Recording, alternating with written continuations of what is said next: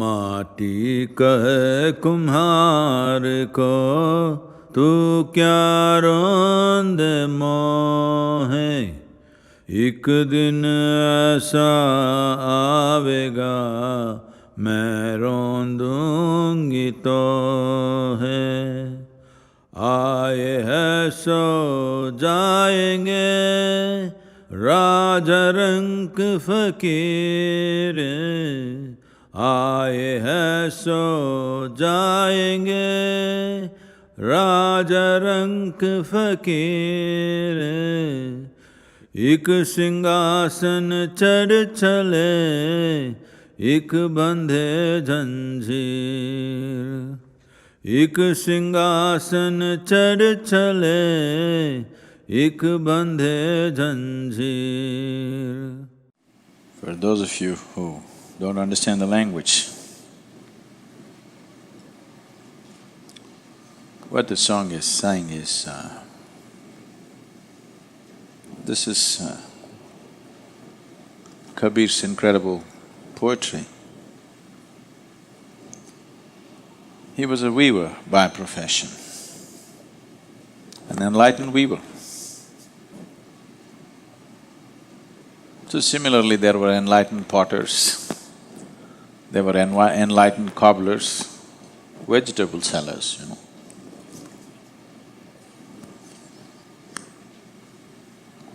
all kinds.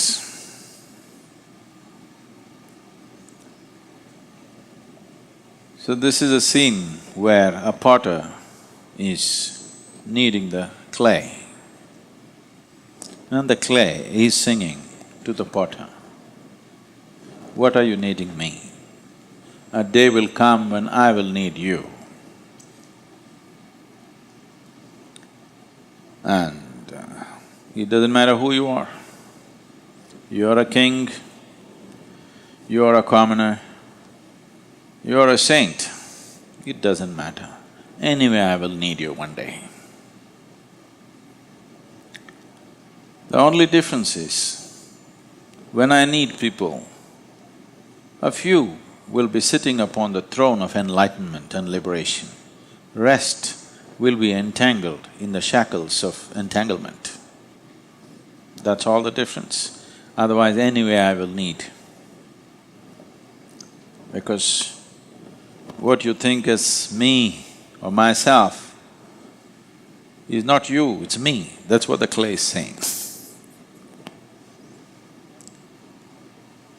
So this is the only pot which can be burnt and unburnt.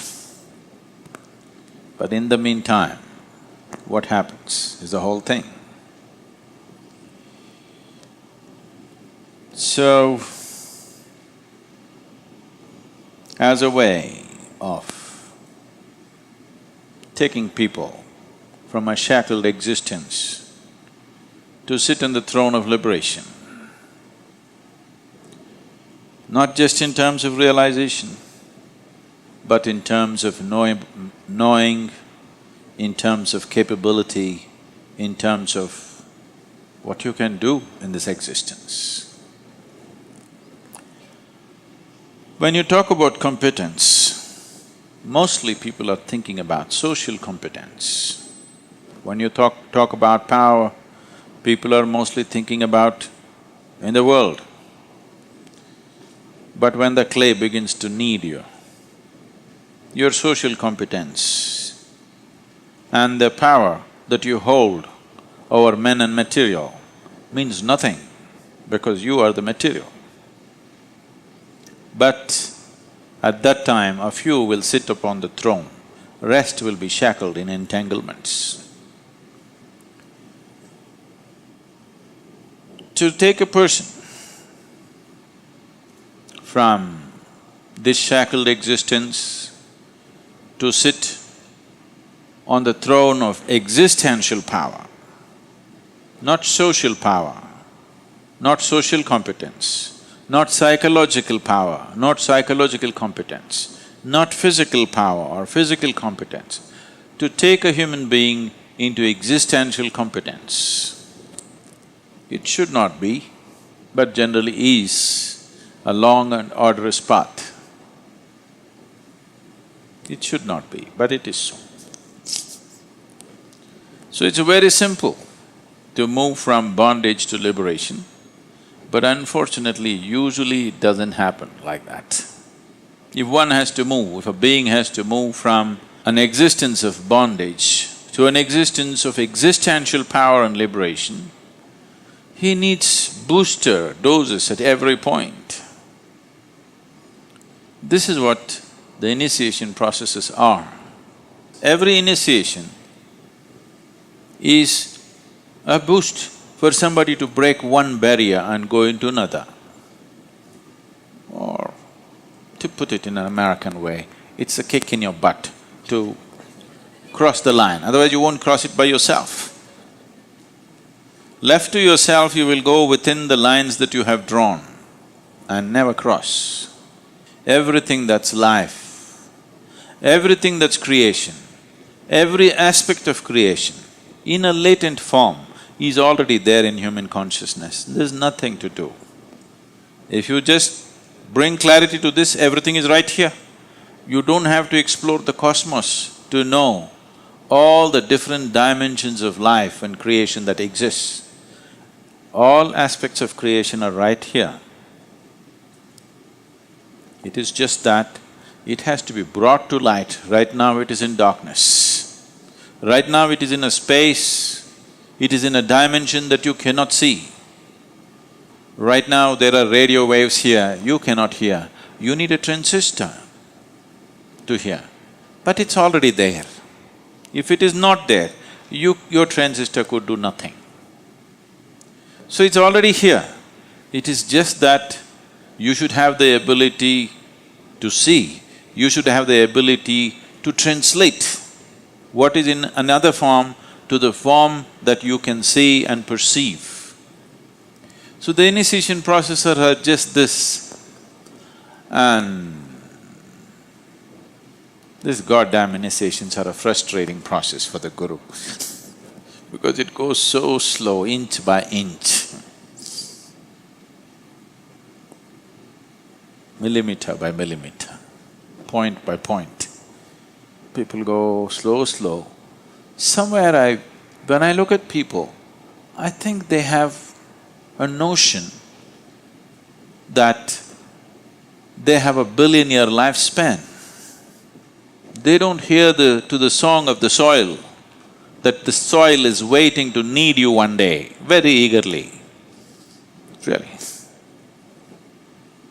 Just throw a dead body in the soil and see how eagerly it melts down, how eagerly it's eaten up by the soil, just see. So the soil is every day, every step that you take is waiting and it knows you will come.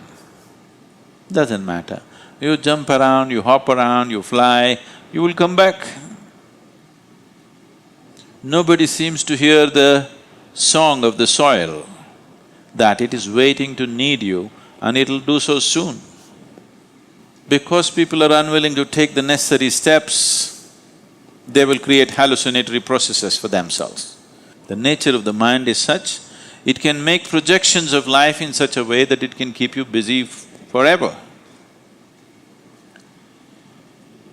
It takes a certain level of awareness and a certain force of initiation processes for people to cross this need for hallucination and come to reality. Because reality is grander than any hallucination that you can ever create. The wildest imagination that you have will be colorless compared to the dimensions of reality that already exists. Existence has more to offer than your imagination can ever produce.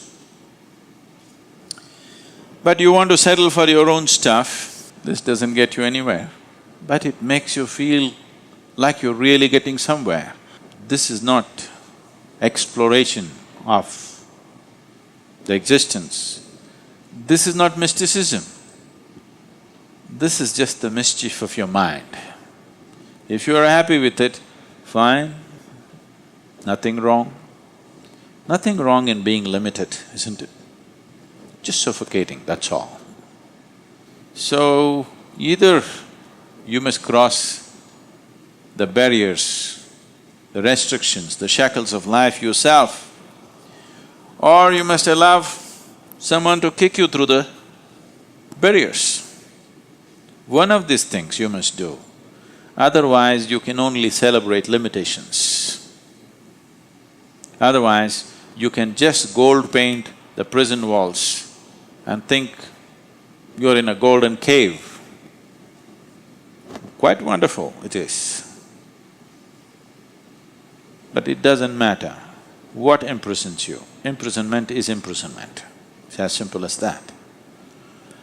So, the finer the material that you employ to restrict yourself, the more dangerous it is, because to have an intelligence which cuts through the gold and makes you see bondage is just bondage, by then the aspirations of the clay might have been fulfilled. The soil might have found its target. You might not have, but the soil would have. So some will be upon the throne, some will be still shackled.